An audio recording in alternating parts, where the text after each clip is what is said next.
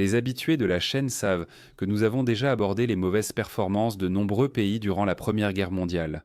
Nous avons consacré une vidéo à la Russie montrant comment le manque d'équipement et les troubles politiques ont conduit à la révolution. L'Autriche-Hongrie en était un autre exemple. Ils ont eu du mal à surmonter leurs profondes divisions, de nombreux groupes ethniques étant souvent peu loyaux. Il y avait aussi l'Italie avec son leadership incroyablement mauvais. Ils ont essayé 11 fois d'envahir l'Autriche-Hongrie, perdant à chaque fois des dizaines de milliers d'hommes et ne parvenant souvent qu'à avancer de quelques kilomètres. Alors qu'il y avait de nombreuses nations qui étaient mais vraiment assez désespérées pendant la guerre, il y avait un pays qui, selon moi, était absolument le meilleur, l'Allemagne. Quand la Première Guerre mondiale a commencé, cela n'aurait vraiment pas dû être aussi serré. D'un côté, la France, la Grande-Bretagne et la Russie comptaient ensemble environ 250 millions d'habitants. À partir de cela, ils ont pu mobiliser environ 10 millions de soldats. En face se trouvaient l'Allemagne, l'Autriche-Hongrie et l'Empire ottoman. Ils avaient une population totale d'environ 150 millions de personnes et n'ont pu mobiliser qu'environ 6 millions de soldats. Dans l'ensemble, l'Allemagne et ses alliés étaient en infériorité numérique de presque 2 contre 1, tant en population qu'en nombre de soldats, et pourtant ils ont réussi à tenir plus de 4 ans.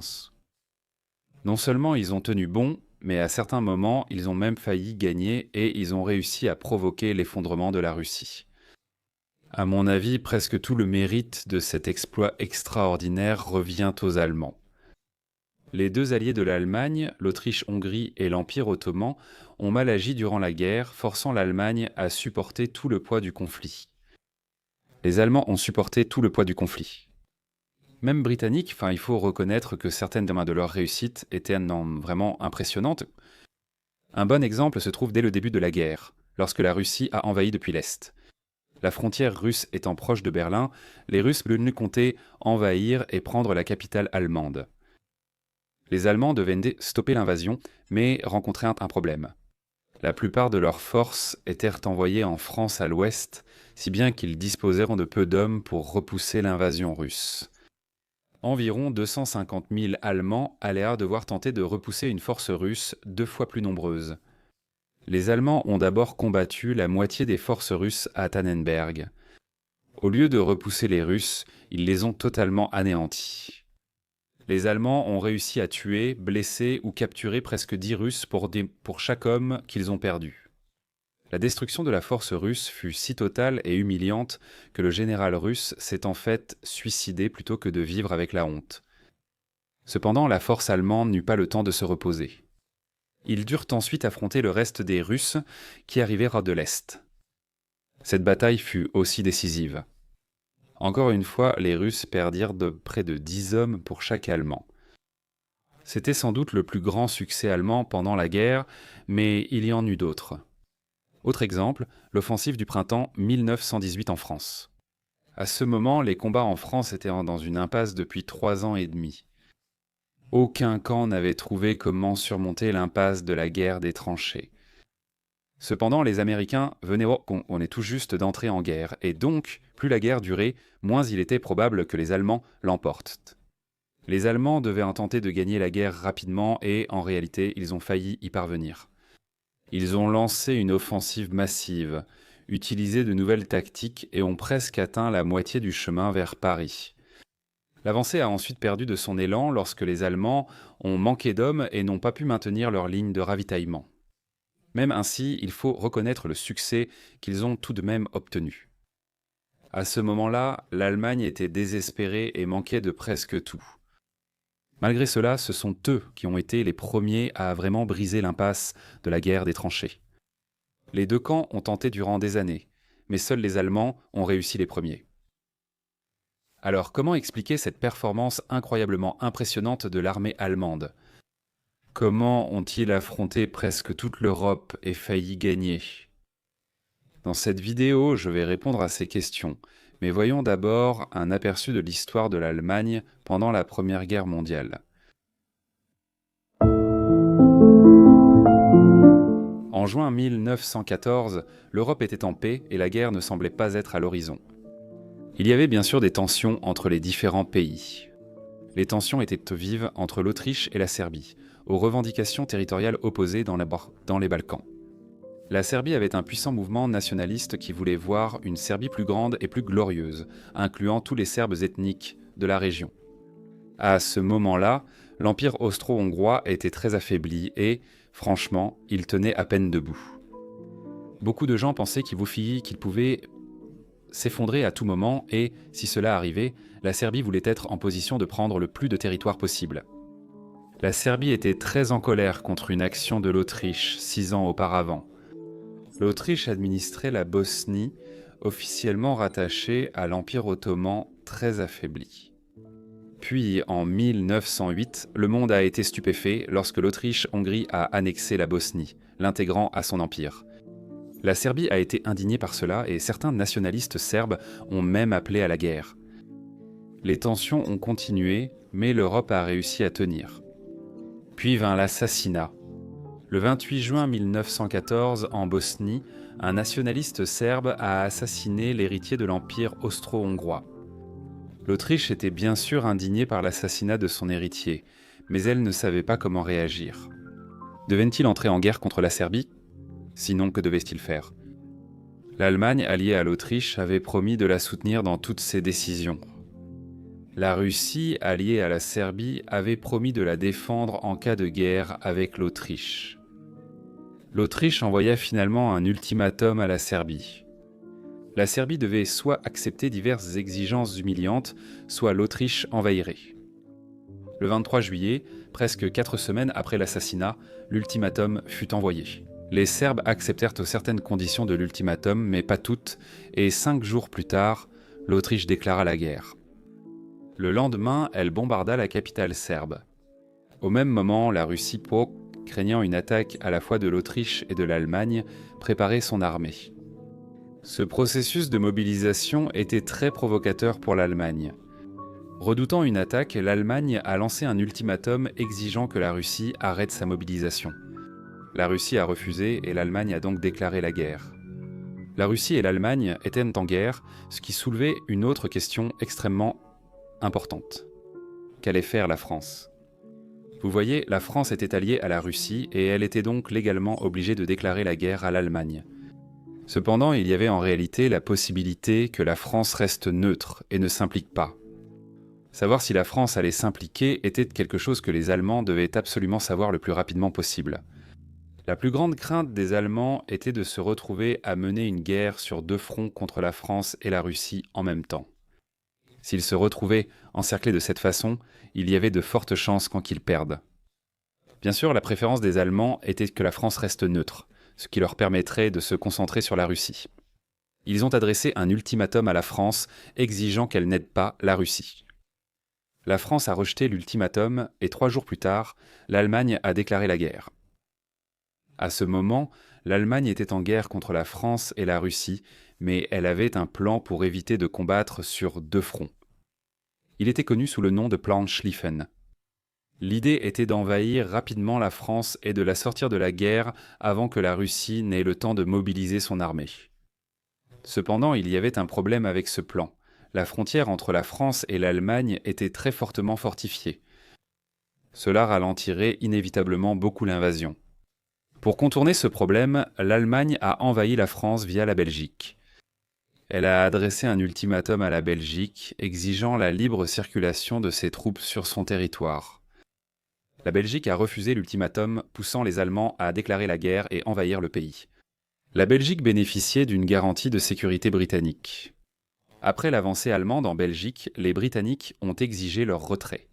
Lorsque les Allemands n'ont pas obéi, la Grande-Bretagne a déclaré la guerre. Ce fut une catastrophe pour l'Allemagne, car la Grande-Bretagne était un adversaire redoutable. Cependant, tout cela en vaudrait la peine si leur invasion éclair de la France fonctionnait réellement. Au début, cela semblait fonctionner. En moins d'1 mois, les Allemands approchaient dangereusement de Paris et paraissaient prêts à gagner la guerre. Puis, lors de la bataille de la Marne, à seulement 60 km de Paris, 1 million de soldats français ont réussi à repousser l'attaque allemande. L'échec de la prise de Paris fut catastrophique pour les Allemands, leur plan pour éviter une guerre sur 2 fronts ayant échoué. Désormais, ils devraient s'en combattre à l'est et à l'ouest simultanément. Les mois suivants, les combats en France ont tourné à l'impasse. Cela a dégénéré en une guerre de tranchées, chaque camp s'enterrant pour défendre sa position. À l'est, la Russie était prête à la guerre plus tôt que prévu. Ils ont tenté d'envahir et de prendre la capitale allemande pour forcer l'Allemagne à se rendre. En août, les forces russes ont envahi la Prusse orientale, mais l'offensive fut un échec total.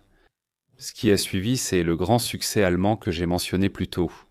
Les Allemands ont anéanti 2 armées russes sur le square, les repoussant au-delà de la frontière. Les Russes n'avaient en progressé et avaient perdu près de 250 000 hommes contre seulement 40 000 pour les Allemands. Dans l'ensemble, à la fin de 1914, l'Allemagne était dans une meilleure position qu'au début de la guerre. Ils avaient repoussé les Russes et pointent à l'est et occupé de vastes territoires, riches en ressources en Belgique et en France. Cependant, du côté négatif, ils menaient la guerre sur 2 fronts qu'ils avaient désespérément voulu éviter. Même ainsi, l'année suivante, ils ont pu passer à l'offensive contre la Russie. En mai, ils ont lancé une attaque massive avec l'aide des Autrichiens et percé les lignes russes. Les Russes ont dû battre en retraite sur une longue distance, abandonnant une grande partie de l'Europe de l'Est. C'était un grand succès pour les Allemands, mais ce n'était pas suffisant pour sortir la Russie de la guerre. La guerre de tranchées se poursuivait sur le front occidental en France. Les conditions dans les tranchées étaient horribles. Les hommes devant faire face à un froid extrême, à la boue, aux maladies et à la menace constante des tirs d'artillerie. Il devenait évident que la guerre allait être une guerre d'usure, et que tout dépendrait de quel camp épuiserait ses hommes et ses ressources en premier. Cela ne favoriserait pas l'Allemagne. Elle avait une population plus petite que celle de ses ennemis et subissait également un blocus paralysant de la part des Britanniques. Ses importations étaient fortement limitées, provoquant des pénuries. Bien que l'armée allemande soit la meilleure de toutes les nations dans une telle guerre d'usure, l'Allemagne pourrait échouer plus tôt que ses ennemis. 1916 s'avérerait être une année modérément réussie pour les Allemands. En février, ils ont lancé une attaque massive à Verdun qui visait à saigner la France à blanc. L'idée était que Verdun avait une importance symbolique telle pour les Français qu'ils engageraient un nombre irrationnel d'hommes pour la protéger. Cependant, bien que la bataille ait infligé des pertes horribles aux Français, elle n'a pas permis de percer le front et a épuisé les ressources allemandes, entraînant plus de 350 000 pertes allemandes. Plus tard cette année-là, l'Allemagne a été la cible d'une attaque tout aussi énorme, l'offensive de la Somme. Les troupes allemandes ont repoussé l'attaque et causé plus de pertes à la Grande-Bretagne et à la France qu'elles n'en ont subi. Ils ont perdu environ 440 000 hommes contre plus de 600 000 pour la Grande-Bretagne et la France. Les Allemands ont également connu un succès modéré à l'Est. En août, la Roumanie est entrée en guerre contre l'Allemagne, espérant profiter de la faiblesse de l'Autriche-Hongrie. Cependant, les Allemands ont réagi rapidement et efficacement. Sous le commandement de généraux allemands compétents, une force conjointe allemande et austro-hongroise a écrasé l'armée roumaine en quelques mois. Ainsi, fin 1916, une grande partie de la Roumanie était occupée. Ces champs pétrolifères et réserves de céréales servaient désormais à l'effort de guerre allemand. Cependant, tout n'était pas rose pour l'Allemagne. La Russie a lancé une vaste offensive contre l'Autriche-Hongrie et a failli les faire sortir de la guerre. L'Autriche-Hongrie proche de l'effondrement, l'Allemagne dut envoyer des ressources et des hommes dont elle avait grand besoin. En outre, la situation en Allemagne devenait extrêmement mauvaise.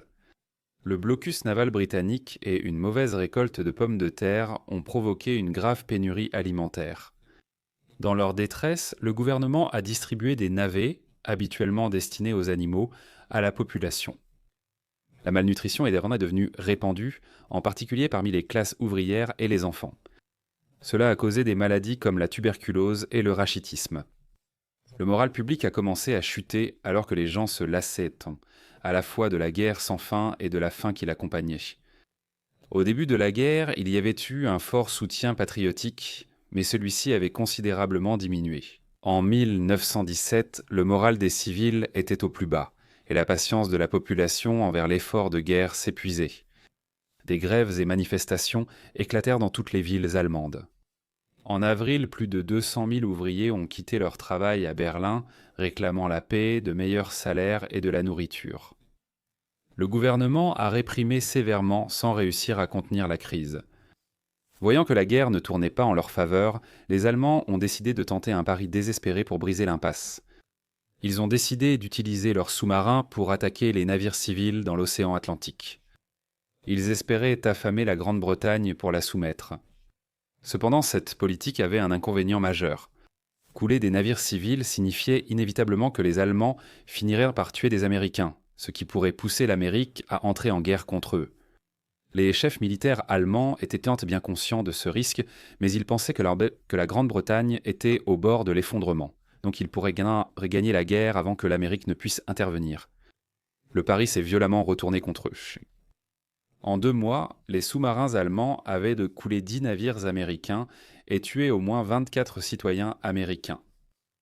En avril 1917, les États-Unis déclarèrent la guerre à l'Allemagne. Inutile de dire que ce fut une catastrophe pour les Allemands. Les États-Unis étaient un pays unique. C'était la nation la plus riche et la plus puissante industriellement du monde. Les troupes américaines arrivèrent rapidement en France. Cependant, il y avait en fait une bonne nouvelle pour les Allemands. En Russie, la révolution avait renversé le tsar, entraînant le chaos dans l'armée russe. À la fin de l'année, les bolcheviks avaient pris le pouvoir et ils promettaient tant de retirer la Russie de la guerre. Cela aurait pu être un tournant. De nombreuses forces allemandes étaient désormais libres de combattre en France. Les dirigeants allemands ont surestimé leurs capacités. La Russie vaincue, en naissant, ils ont tenté de contrôler une grande partie de l'Europe de l'Est, dont les pays baltes, la Biélorussie et l'Ukraine. Les planificateurs allemands visaient à faire de ces territoires des États fantoches sous contrôle berlinois. Évidemment, les populations locales de ces régions s'y opposaient totalement. La résistance généralisée et l'instabilité ont obligé les Allemands à laisser 1 million de soldats pour surveiller leurs nouveaux États fantoches. Ces hommes étaient désespérément nécessaires pour combattre en France car la situation là-bas semblait de pire en pire. Pendant ce temps, les troupes américaines arrivaient, bientôt bien plus nombreuses que l'Allemagne ne pourrait vaincre. Dans une ultime tentative pour gagner la guerre, l'Allemagne lança une offensive majeure en 1918. D'abord, ils connurent un succès incroyable et atteignirent à la portée de l'artillerie de Paris. C'était de loin la plus grande avancée des 2 camps depuis des années. Cependant, ces victoires ont eu un coût énorme et les Allemands n'ont pas pu soutenir l'offensive. Ils n'avaient donc tout simplement pas assez d'hommes ni de ravitaillement. Les semaines suivantes, la situation a changé. Soutenus par un grand nombre de soldats américains, les Alliés ont lancé une contre-attaque massive. Appelée l'offensive des 100 jours, elle a brisé les lignes allemandes et forcé leur retraite totale. Pour aggraver la situation de l'Allemagne, ses alliés commençaient à s'effondrer. La Bulgarie a signé un armistice en septembre. L'Empire ottoman a suivi en octobre. Puis, début novembre, l'Autriche-Hongrie, l'alliée la plus proche de l'Allemagne, s'est également rendue. L'Allemagne était, à ce moment-là, complètement seule. Dans le pays, la situation était catastrophique. Le blocus britannique affamait la population. Finalement, à la fin du mois d'octobre, la marine allemande reçut l'ordre de lancer une attaque suicidaire contre les Britanniques en mer du Nord. Les marins allemands ont refusé. Ils se sont mutinés, déclenchant une révolution nationale. Les soldats ont refusé de combattre et les ouvriers ont fait grève. Au début du mois de novembre, les villes étaient en pleine révolte. Finalement, le 9 novembre, Kaiser Wilhelm II a abdiqué et s'est enfui aux Pays-Bas. 2 jours plus tard, le 11 novembre 1918, l'Allemagne a signé un armistice. La guerre était terminée. Voilà ce qui s'est passé. Les Allemands se sont exceptionnellement bien comportés et, même s'ils ont perdu, c'était vraiment très serré. Alors pourquoi cela ? Qu'est-ce qui a rendu l'Allemagne si efficace ? Eh bien, je pense qu'une grande partie de l'explication est simplement que l'Allemagne, d'avant la Première Guerre mondiale, prenait la guerre et les questions militaires extrêmement au sérieux. L'armée était l'institution la plus importante et l'ensemble de la société allemande tournait autour de la capacité à mener une guerre. Une excellente citation résume parfaitement l'importance de l'armée en Allemagne. Elle vient de l'homme d'État français Mirabeau au XVIIIe siècle et il parle de la Prusse, la province allemande qui a ensuite mené l'unification de l'Allemagne. Il aurait dit « La Prusse n'est pas un pays avec une armée, mais une armée avec un pays ». En 1914, à la veille de la Première Guerre mondiale, c'était encore très vrai. L'Allemagne était très bien préparée à la guerre. Toute sa société y était dédiée. Un bon exemple de cela est que l'Allemagne possédait la structure de commandement la plus développée et la plus sophistiquée de toutes les nations à l'époque. En particulier, je parle d'une institution extrêmement importante, le Grand État-major allemand. Il était le cerveau de la machine de guerre allemande. Bien sûr, d'autres nations de l'époque avaient chacune un état-major pour leur armée, mais il n'était pas aussi avancé et, franchement, aussi impitoyablement méritocratique que le Grand État-major allemand. Ces officiers sont sélectionnés à travers un processus rigoureux d'examen et de promotion au mérite, ce qui garantissait qu'ils n'étaient composés que des hommes les plus intelligents et les plus stratégiques. Seule une infime fraction des officiers, environ 1 à 2%, survivait au processus de sélection et de formation compétitif. Les officiers étaient formés aux idées du célèbre penseur militaire prussien Karl von Clausewitz. Ils passaient aussi beaucoup de temps à préparer des plans de guerre. Il pouvait s'agir de calendriers de mobilisation conçus pour coordonner le déploiement rapide de millions de soldats. Cela pouvait aussi concerner des plans comme le plan Schlieffen, stratégie pour éviter une guerre simultanée contre la France et la Russie. Le grand état-major allemand avait quelques différences clés avec les états-majors des autres pays à l'époque. Son accent sur la méritocratie était unique. Dans l'armée française, un préjugé anti-intellectuel existait, l'intelligence étant jugée moins importante que le courage. Les états-majors de la Russie et de l'Autriche-Hongrie étaient loin d'être méritocratiques. Dans ces pays, la noblesse de naissance comptait bien plus pour accéder au plus haut rang de l'armée. Ils étaient aussi affaiblis par les intrigues de cour et l'ingérence politique. L'état-major général allemand, en revanche, était très indépendant de la politique et ne répondait qu'au roi. Les politiciens civils ne pouvaient ni l'influencer ni mener leur propre programme. L'un des grands avantages de cet esprit impitoyablement méritocratique de l'état-major général allemand était qu'il signifiait que les officiers allemands de rang inférieur étaient eux aussi incroyablement compétents. Cela permettait à la direction d'être beaucoup plus décentralisée. Les officiers disposaient de bien plus de pouvoir décisionnel sur le champ de bataille. Les commandants de haut niveau décidaient comme un des objectifs, mais ensuite les subordonnés bénéficiaient d'une grande liberté dans leur exécution. Pour les officiers, l'initiative était non seulement permise, mais aussi encouragée. En fait, le manuel tactique de l'armée allemande lui-même incluait ce passage. Une situation favorable ne sera jamais exploitée si les commandants attendent croissant désordre. Le commandant le plus haut placé comme le soldat le plus jeune doivent toujours avoir conscience que l'omission et l'inaction sont pires que de recourir à une mauvaise méthode. Sur le champ de bataille, l'essentiel est de réagir et d'agir. La façon exacte dont l'officier choisit de réagir à la situation est secondaire. Ce genre de doctrine de guerre était assez unique aux Allemands. Les autres nations avaient une structure de commandement beaucoup plus centralisée, et les décisions ne pouvaient être prises que par des hommes plus haut placés dans la hiérarchie. Avec le temps, d'autres nations ont aussi donné du pouvoir à leurs grades inférieurs, mais les Allemands étaient en avance. Leur obsession pour la guerre les poussait à avoir des hommes bien entraînés. À l'époque, toutes les nations d'Europe voulaient rassembler de grandes armées, mais ne pouvaient pas payer des millions de soldats professionnels inactifs. Le compromis qu'ils ont tous trouvé était d'avoir une armée professionnelle relativement petite, composée de soldats à plein temps, qui étaient ensuite, en temps de guerre, soutenus par un grand nombre de réservistes. La plupart des nations comptaient bien plus de réservistes que de soldats professionnels. La France comptait environ 800 000 soldats professionnels et près de 3 millions de réservistes, par exemple. La Russie avait environ 1,3 million de soldats professionnels et 4,5 millions de réservistes. La Première Guerre mondiale étant d'une telle ampleur, les réservistes sont devenus essentiels pour l'effort de guerre de chaque pays. Les Allemands n'avaient pas le plus de réservistes. En fait, ils en avaient un bien moins que des pays comme la Russie. Cependant, ils avaient des avantages cruciaux. Leurs réservistes étaient mieux entraînés. Les Allemands ont massivement investi dans de grands camps d'entraînement, formant ainsi leurs conscrits plus efficacement. Les dirigeants allemands savaient très bien qu'une guerre impliquerait d'immenses armées, des armes à plus longue portée et des tactiques et manœuvres à grande échelle. Cela signifiait qu'ils voulaient autant disposer de grands camps d'entraînement où ils pouvaient s'exercer à ces choses-là. En 1912, l'Allemagne comptait 26 grands terrains d'entraînement, chacun de plus de 5000 hectares. C'est environ la taille d'une ville de 50 000 habitants. Ces vastes centres d'entraînement offraient à l'armée allemande des simulations de guerre réalistes.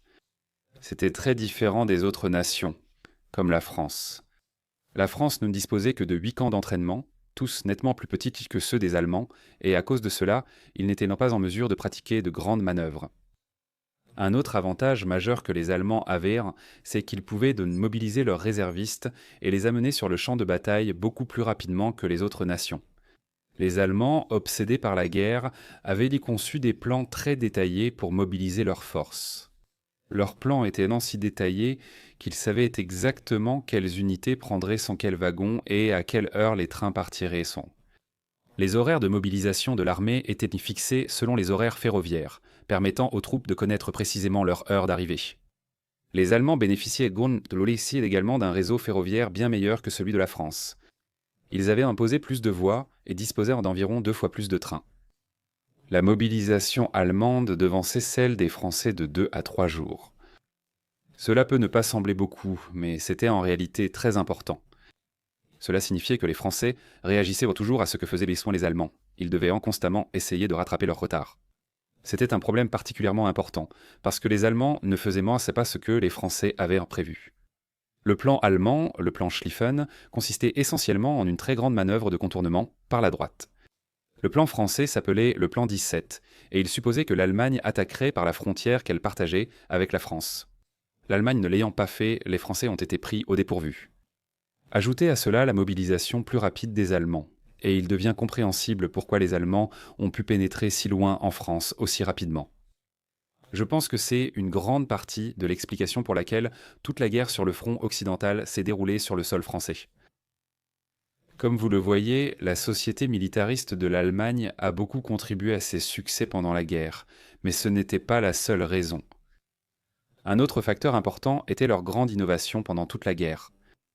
Un bon exemple de cela est la façon dont ils ont innové avec l'artillerie. Les Allemands ont très vite compris que les mortiers allaient être très utiles dans la guerre de tranchées. La principale caractéristique d'un mortier est qu'il tire l'obus à un angle très élevé. Ils pouvaient ainsi envoyer des obus de mortier par-dessus les murs et les faire tomber dans les tranchées ennemies. Un autre avantage des mortiers était leur taille plus réduite que les obusiers ou canons de campagne. Cela signifiait que les équipes d'infanterie pouvaient les transporter sans chevaux.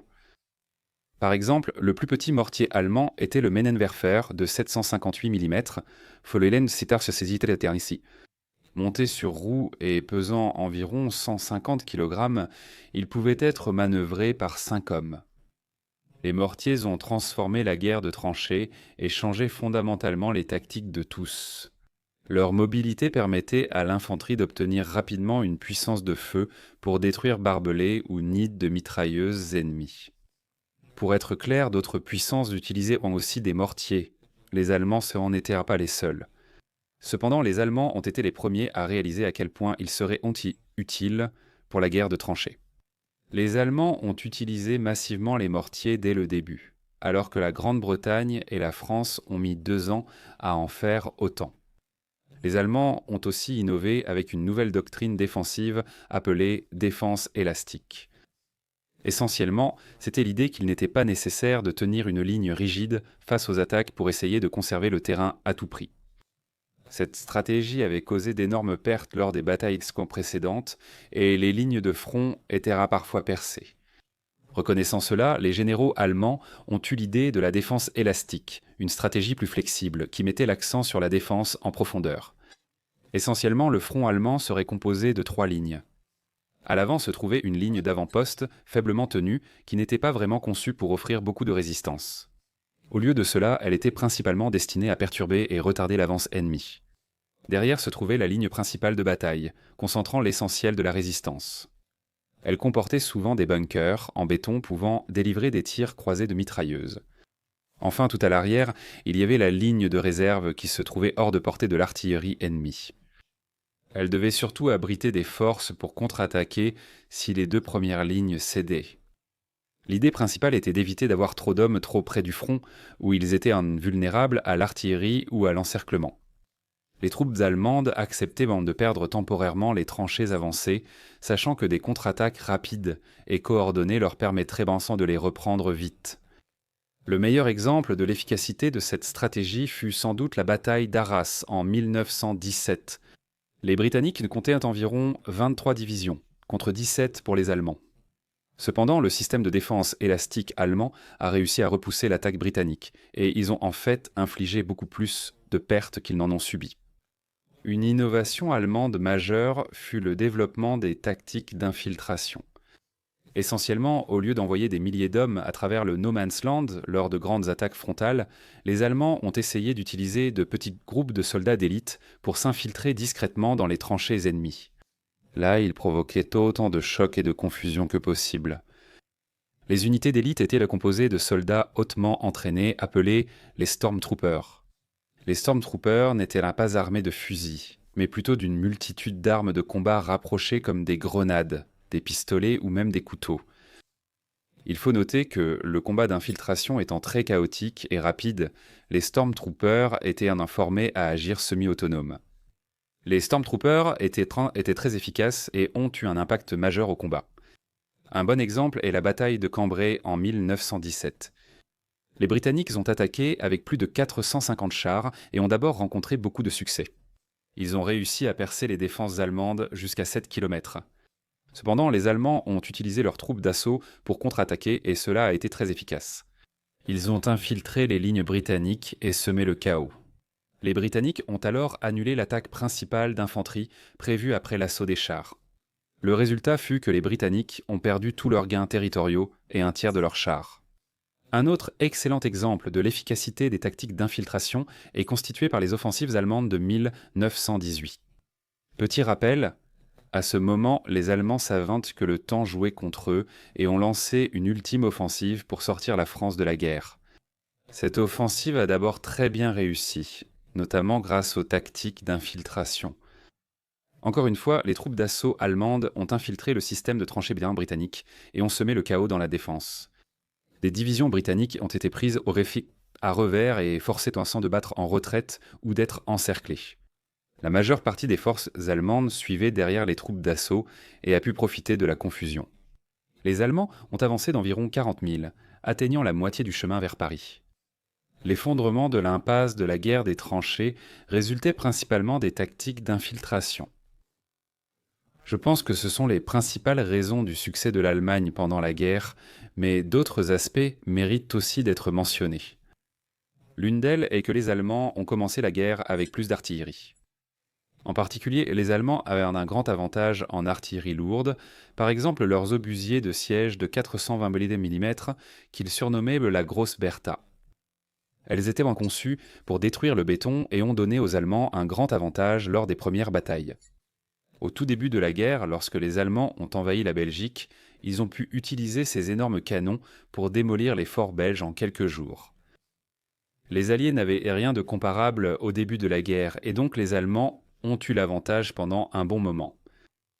Il faut aussi noter que les Allemands ont réussi sur le front intérieur, leur économie de guerre ayant bien fonctionné. En raison du blocus naval britannique, il leur était très difficile d'importer quoi que ce soit et donc pratiquement tout, que ce soit la nourriture ou les munitions, devait être produit sur place. Les Allemands ont très bien réussi ici. Pendant la guerre, leurs hommes avaient les fournitures nécessaires pour se battre. L'innovation dans la science et l'industrie a permis de surmonter les pénuries de ressources. Par exemple, les chimistes allemands ont développé le procédé Haber pour produire l'ammoniac utilisé dans les explosifs et engrais. Cela a limité la perte d'importation de nitrates. Les Allemands excellaient aussi en logistique. C'est en grande partie grâce à quelque chose que j'ai mentionné plus tôt, leur système ferroviaire très avancé. Cela leur permettait de déplacer vite des troupes où c'était le plus utile, optimisant ainsi leurs effectifs. Par exemple, en 1914, après avoir réussi à repousser l'invasion russe à l'est, ils ont très rapidement transféré ces divisions par train vers le front ouest. Aucun autre pays en guerre n'a transféré ses troupes aussi rapidement et à si grande échelle. Dans l'ensemble, il y avait de nombreuses raisons pour lesquelles l'Allemagne a si bien performé pendant la Première Guerre mondiale. Si je devais choisir une seule chose que je considère comme la plus importante, je choisirais sans hésiter leur structure de commandement. Je parle notamment de leur sélection très méritocratique des officiers et commandants. Cela signifiait que, des généraux au sommet jusqu'aux officiers à la base, les commandants allemands étaient tout simplement plus intelligents, avec un quotient intellectuel supérieur à celui de l'homme moyen. Le fait que l'intelligence soit autant valorisée dans leur armée signifiait que de meilleures décisions étaient reprises. Qu'il s'agisse d'un officier décidant sur le champ de bataille ou d'un général prenant des décisions stratégiques à un niveau supérieur. Je pense que c'est peut-être la principale raison pour laquelle l'Allemagne a pu affronter 3 des pays les plus puissants d'Europe et a tout de même failli l'emporter.